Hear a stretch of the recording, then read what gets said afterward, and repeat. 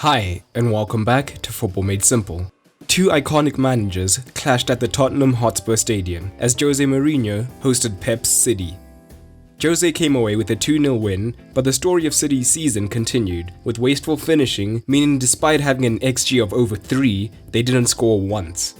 Nevertheless, both managers used interesting tactics, so let's take a look at them.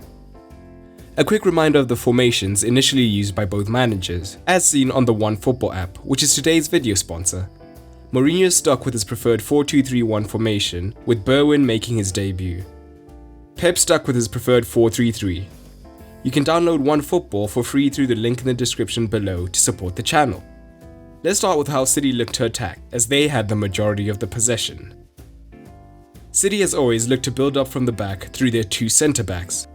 Spurs didn't generally press high, opting for a mid-block instead, that would start as a 4-2-3-1.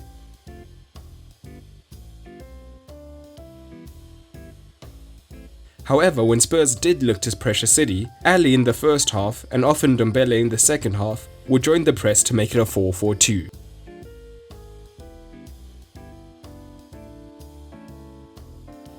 When City did have the back four shape, the fullbacks didn't necessarily bomb on. So instead, Walker would tuck into a back three to give them the numerical advantage when building up, while Zinchenko pushed higher up.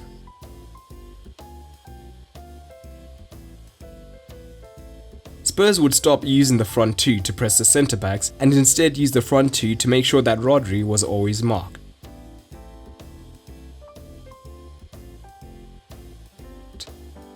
With Walker tucked in, it meant Zinchenko was often the easiest build-up option, so Spurs shifted in that direction, and at the same time, De Bruyne freed himself in this role, meaning that Tanganga was drawn towards him.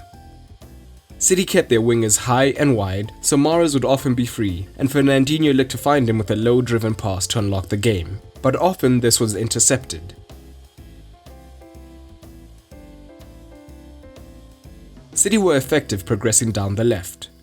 With Rodri deep, City were 2 versus 2 in central midfield, so Aguero would often drop into the midfield to give them the numbers, and was often deep in the left half space. This space could be freed in several ways. Gundogan often dropped here, drawing Lo Celso and freeing the room here.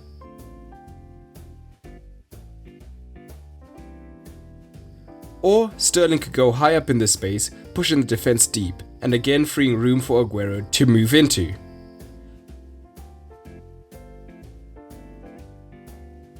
Aguero being here alongside the other City players shifted Spurs' midfield across, and this would free De Bruyne in the right half space. And when the Spurs defense shifted, it meant that Tanganga would have to look out for De Bruyne.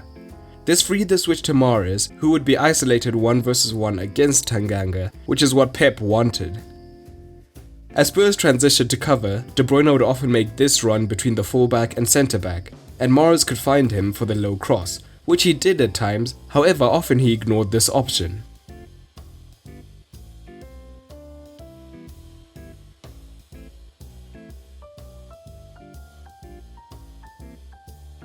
In addition, Spurs were often wise to this, with wings tracking De Bruyne closely, and Son often came across when Walker did advance.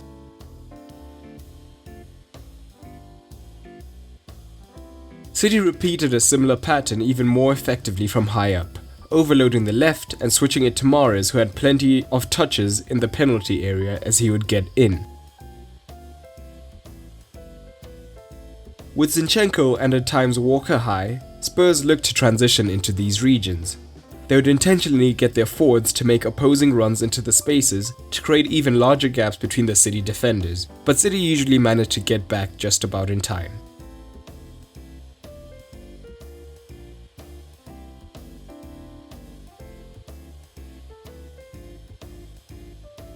When down to 10 men, Cancelo was the left back and Jesus took up the left, and Sterling was central but often without much support.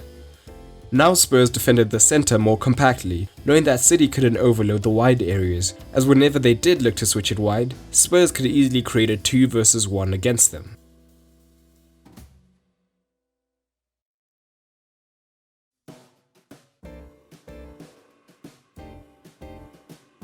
So how did Spurs look to attack? Mourinho didn't necessarily force Spurs to play out, and they were happy to go long and use the 3 attackers behind Mora to try and get on the second ball, and then look to use the pace of Bergwijn and Son in behind the fullbacks. But when they did look to play out, they built in their 4-2-3-1 shape with the double pivots and high fullbacks.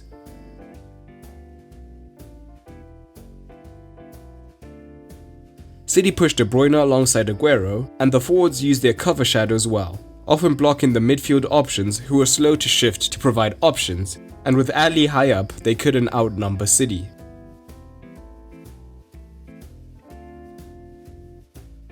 But City defended extremely narrowly at times, so Spurs could go wide to the fullbacks to subsequently create space for Winks or Lo Celso to get on the ball.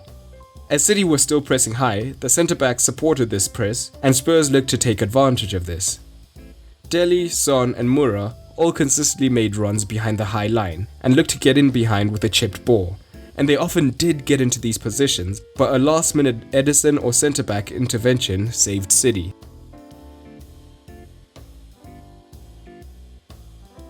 When Spurs were high, City defended compactly, giving Spurs the freedom of the flanks as they didn't have the height of Kane to get on the end of crosses.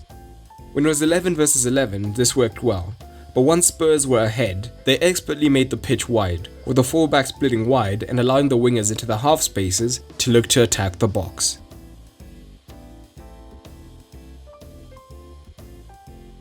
Overall, the match will be concerning for both managers. Jose will be happy with the result, but he'll know that his team were outplayed, and going forward will need to improve drastically for the big matches. Pep might be happy with the performance, and if the poor finishing was a one-off, it would be less concerning, but this has been a theme all season. But as always, drop anything else you noted down below, and start a conversation with other football lovers. But that's all for today, and remember, keep it simple.